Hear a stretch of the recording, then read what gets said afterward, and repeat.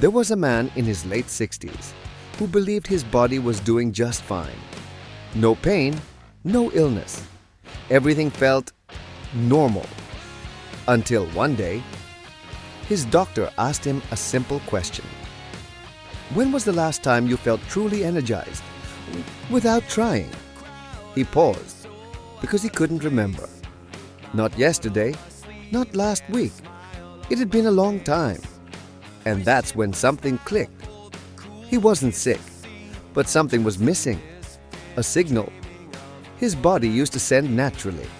And without it, everything felt a little harder than it should. Over the years, I've noticed something a little strange about the way people talk about energy. Most people think of it as something dramatic, something loud, like excitement or motivation, or that sudden push that makes you want to clean the whole house at once. But the truth is, the most important kind of energy is usually the quiet kind. The kind you barely notice when it's there, and only begin to miss when it slowly fades. I remember a gentleman named Walter. He was 70 years old when we first had this conversation. Soft-spoken man, calm, the kind of person who didn't complain much. One morning, he sat across from me and said something that sounded simple at first. "Doctor, I don't feel sick, but I don't feel ready anymore either." That word stayed with me. Ready, not tired, not weak, just not ready. He told me his mornings had changed over the years, though he couldn't say exactly when. He would wake up, sit on the edge of his bed, and just stay there. Not because he was in pain, not because he didn't sleep well, but because something inside him felt quiet. Too quiet. There used to be a moment, he said, when he would wake up and feel a gentle push inside. Not excitement, not urgency, just a small feeling that said, "All right, let's begin." And now, that feeling rarely showed up. That right there is what many people don't realize. The body doesn't just function, it communicates. Not in words, but through signals. Hunger is one of them. Sleepiness is another. And natural energy, the kind that appears without effort, is one of the most important signals of all. When that signal is strong, life feels manageable. Not easy, not perfect, but manageable. You get up without thinking too much. You move from one task to another without negotiating with yourself. You begin things instead of delaying them.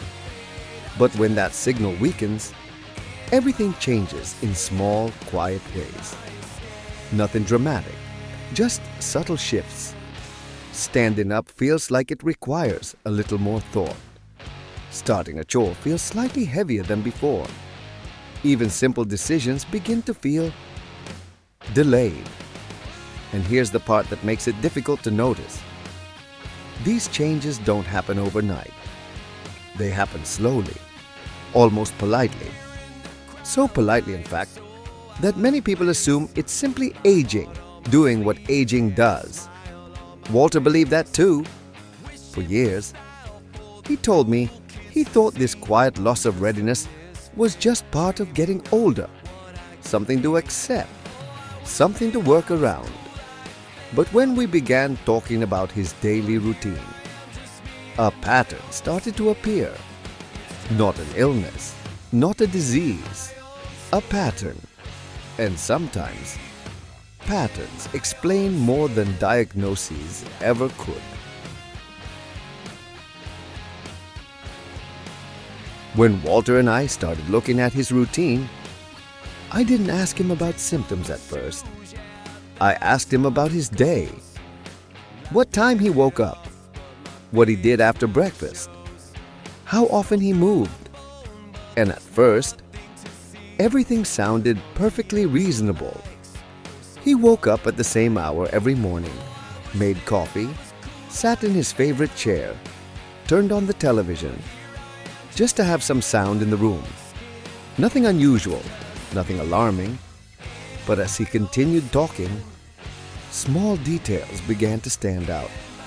Long stretches of sitting, very little movement unless it was necessary. Meals eaten in the same place, at the same time, every day.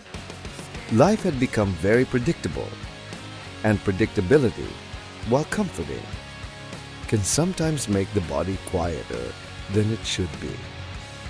I remember asking him one simple question. When was the last time you did something slightly different, just to wake yourself up a bit? He laughed when I said that, not because it was funny, but because he didn't have an answer. Not yesterday, not last week, not even recently.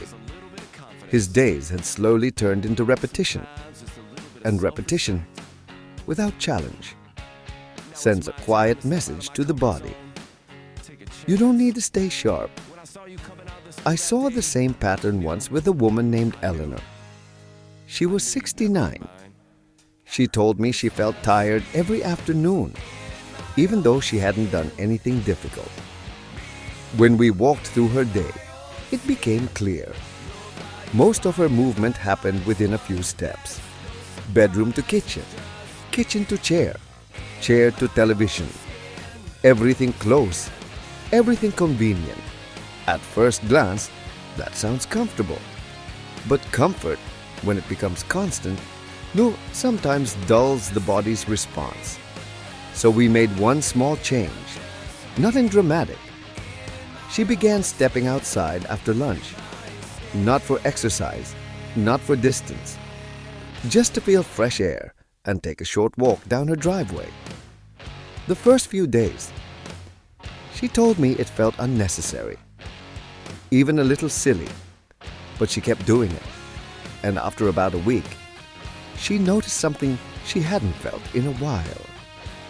Not strong energy, not excitement, just a small moment where she felt a bit more awake than usual. A quiet signal, returning.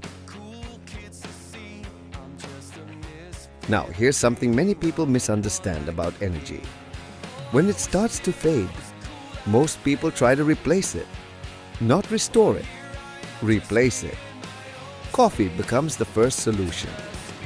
Then maybe another cup later in the day.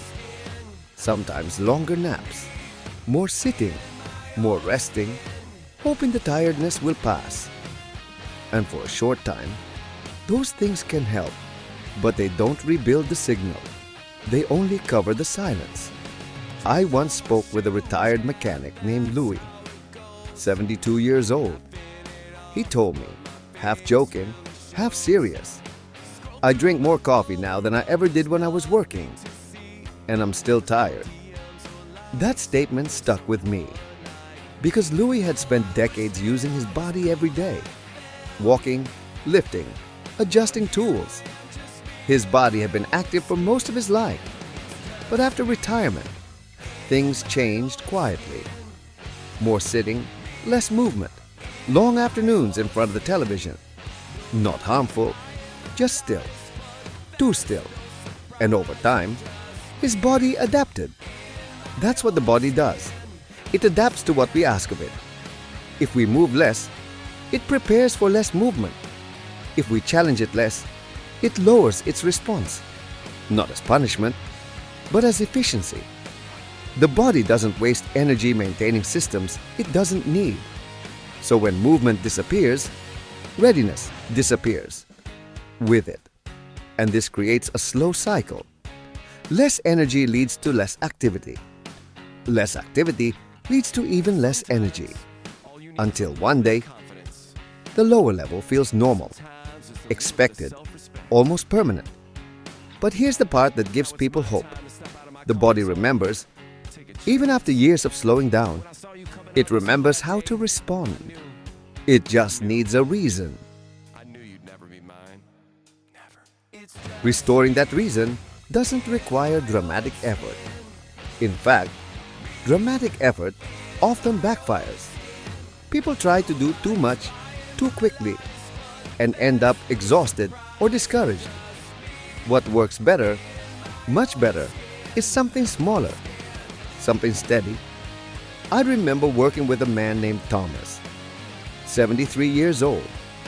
He had accepted fatigue as part of aging. He didn't complain about it. He simply adjusted his life around it. Shorter outings, more sitting, less movement overall. When we reviewed his day, one thing became obvious. Most of his time was spent in the same room. Same chair, same position, hours passing without much change. So we agreed on something simple. After breakfast each morning, he would walk to the end of his street. Not fast, not far, just far enough to feel his body working slightly. The first few mornings, he told me it felt strange. His legs felt stiff. His breathing felt heavier than expected. Not painful, just unfamiliar. But after about 10 days, something shifted. He began waking up a few minutes earlier, without an alarm. Not dramatically energized, but more alert, more ready. And that small improvement made him curious. Curiosity, by the way, is often the first sign that the signal is returning. Movement helps, but variation helps too. Doing the same thing every day keeps the body predictable. Changing small details, standing more often, taking a different path, reaching for things instead of bringing them closer, keeps the system awake. And over time, those small differences add up, quietly, steadily. One of the most common beliefs I hear from people over 50 is that losing energy is simply unavoidable, that it belongs to aging, the same way gray hair or wrinkles do. And yes, aging changes many things, but losing that quiet signal of readiness is not always one of them. Walter, the man from earlier, came back to see me a few months after our first conversation. He sat down, smiled, and said something I didn't expect. "I feel different," he told me. Not younger, not stronger, just more present in his own day. He had started making small changes, walking a little more, standing a little longer, interrupting long periods of sitting. Nothing heroic, nothing impressive, but consistent. And consistency matters more than intensity. He told me the biggest surprise wasn't physical, it was mental. He said morning felt less heavy, not effortless, but less delayed. He no longer sat on the edge of the bed for long periods, wondering where his motivation had gone. Instead, he noticed that small feeling again, that quiet push, that gentle sense of readiness. The signal his body had stopped sending had begun to return, slowly, quietly, but unmistakably. And if there's one thing I've learned after watching this happen so many times, it's this: energy is not just something we are given. It is something we maintain, something we protect, something we rebuild, one small decision at a time. Because sometimes, the difference between feeling just okay and feeling truly alive again is not a major change, not a miracle, just the return of a quiet signal that was there all along, waiting to be used again.